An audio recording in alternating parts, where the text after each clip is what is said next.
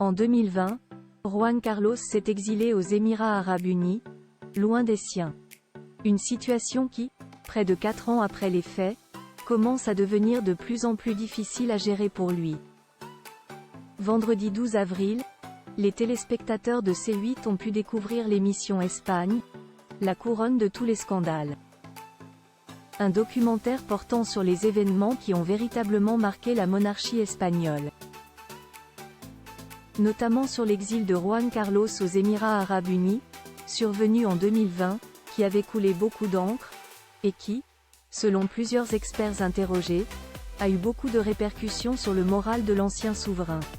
En effet, depuis son départ d'Espagne, tout porte à croire que Juan Carlos vit mal le fait d'être isolé des membres de sa famille.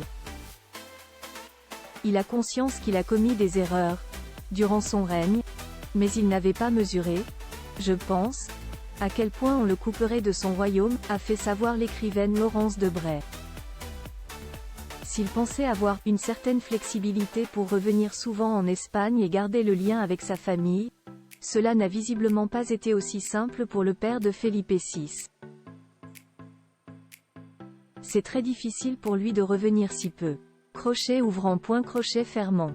Il est très seul, il est loin des siens, de son pays, a-t-elle ensuite poursuivi. Photo Juan Carlos. Sur qui il peut vraiment compter Juan Carlos?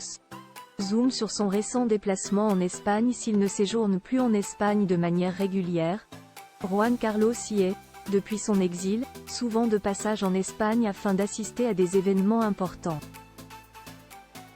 Le dernier en date, le mariage du maire de Madrid, célébré le samedi 6 avril dernier.